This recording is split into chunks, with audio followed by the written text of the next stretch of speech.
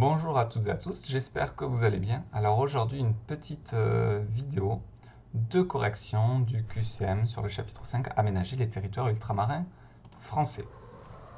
Alors, tout d'abord, on nous demandait de distinguer finalement les DROM, départements et régions d'outre-mer, des COM, collectivités d'outre-mer. Sachant que les DROM finalement sont des départements et des régions français au même titre que n'importe quel département ou région de métropole. Donc c'est la même règle qui s'applique, alors que les collectivités d'outre-mer, eh bien, effectivement, ont plus d'autonomie, sont plus libres de gérer leur imposition, certaines lois, etc. Donc là, c'est effectivement les COM qui ont le plus d'autonomie.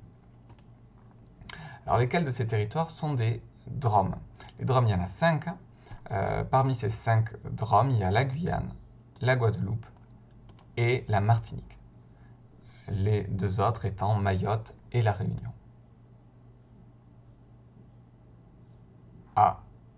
Ah là, ça le fait pas, là. Oh là là. J'ai mis 4 bonnes réponses. Ah oui, c'est traître de ma part. Bon. Pour ceux qui se sont trompés à cette question-là, effectivement, considérant ça,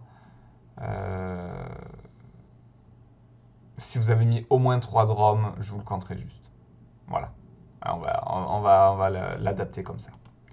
Alors, lesquels de ces 3 territoires sont des COM, collectivités d'outre-mer? Eh bien, la Polynésie française, Saint-Martin, Wallis et Futuna. La Guyane, c'est un DROM, et les TAF et Clipperton sont des territoires qui ont encore un autre statut. Alors, lesquels de ces territoires ne sont ni des COM ni des DROM? Les TAF, oui.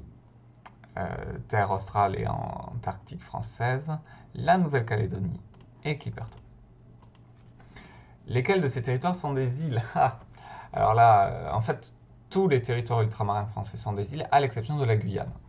Donc vous pouviez tous les cocher, sauf la Guyane. Alors maintenant, des questions qui finalement nécessitaient de savoir si vous étiez bien capable de placer ces territoires sur un planisphère. Alors je mets le planisphère là de côté. Donc effectivement, vous voyez que dans l'océan Atlantique, nous avons le 2 qui correspond à la Martinique. Et nous avons aussi au nord Saint-Pierre et Miquelon, le 11, qui est aussi dans l'océan Atlantique. Quels de ces territoires sont situés dans l'océan Indien? Bien là, on a le 4, Mayotte, et le 5, la Réunion. Lesquels de ces territoires sont situés dans l'océan Pacifique? Là, on va avoir la Polynésie française, le 9, Wallis et Futuna, le 8, la Nouvelle-Calédonie, le 6, Clipperton aussi d'ailleurs, mais il n'est pas sur cette carte, mais vous, dans la carte que je vous ai envoyée, ça y était. Par contre, la Guyane et la Guadeloupe, elles sont dans l'océan Atlantique. Qu'est-ce qu'une ZEE? C'est une zone maritime dont seul l'État riverain peut exploiter les ressources, et c'est une zone économique exclusive. La zone industrielle située sur un port, ça vous l'aviez vu l'année dernière, ce qu'on appelle une ZIP. C'est autre chose. Une ZEE s'étend sur... Alors, la définition, c'est qu'elle s'étend sur 200 000 nautiques. Et après, j'étais assez sympa, je vous ai mis la définition de 1000 nautiques, c'est-à-dire c'est 1,8 km. Donc, faites 200 fois 1,8 et vous obtenez 360. Donc là, c'était pas très compliqué. Le solde migratoire des DROM est majoritairement négatif, en fait. Parce que la population de Guadeloupe, de Martinique et de la Réunion est plus nombreuse à quitter le DROM qu'à y rentrer.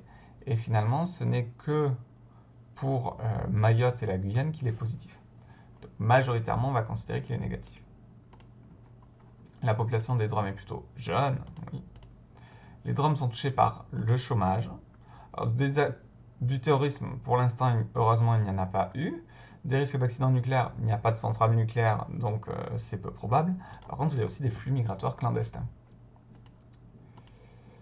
Dans les DROM, le chômage est particulièrement élevé chez les jeunes. Les DROM sont généralement plus pauvres que la métropole et aussi plus riches que les territoires voisins. C'était ce paradoxe. Si on compare à la métropole, ils sont plus pauvres, mais si on compare la Guyane par exemple au Brésil, ils sont plus riches. Quel acteur aide au développement Ah, il y a une faute là, bon. Des DROM.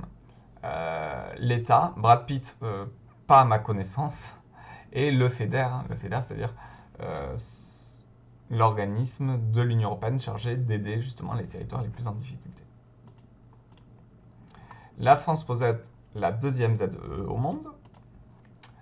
Le but du pont de l'Oyapock entre la Guyane et le Brésil est pas de favoriser les flux migratoires clandestins, de toute façon ils existent déjà et on avait vu dans le texte que la population brésilienne n'hésitait pas à traverser le fleuve. De favoriser l'intégration régionale, oui. Alors de créer une zone industrielle-portuaire, quand vous voyez la taille des deux villages en question, on n'est pas dans une zone industrielle-portuaire. Puis un port serait difficile puisque là on n'est même pas sur le littoral, on est sur le fleuve.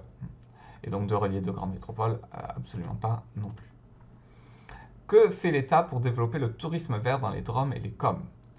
Alors non, il ne crée pas des hôtels en bord de mer, parce que les hôtels en bord de mer, ça favorise le tourisme balnéaire, mais pas le tourisme vert. Le tourisme vert, c'est le tourisme de pleine nature.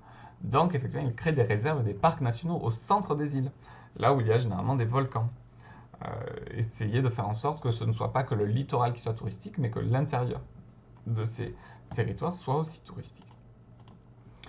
Et enfin, la Guyane fait partie de l'Europe. Non, pas du continent européen. Par contre, elle fait partie du continent de l'Amérique du Sud. Elle fait partie de l'Union européenne et de la France. Ça, c'est une question un petit peu piège dans le sens où l'Europe et l'Union européenne, ce n'est pas la même chose. L'Union européenne et la France, ce sont des organisations politiques qui ne sont pas forcément liées à un continent. C'est-à-dire que la Guyane, elle ne fait pas partie de la France métropolitaine, elle ne fait pas partie de l'Europe, mais pourtant on considère que c'est un territoire français et que c'est un territoire de l'Union européenne. Par contre, au niveau de la géographie physique, le continent sur lequel elle se situe, c'est l'Amérique du Sud. Voilà, donc c'était pour distinguer bien ce qui relevait de l'Europe, un continent, de l'Union européenne, une construction politique dont la France fait partie.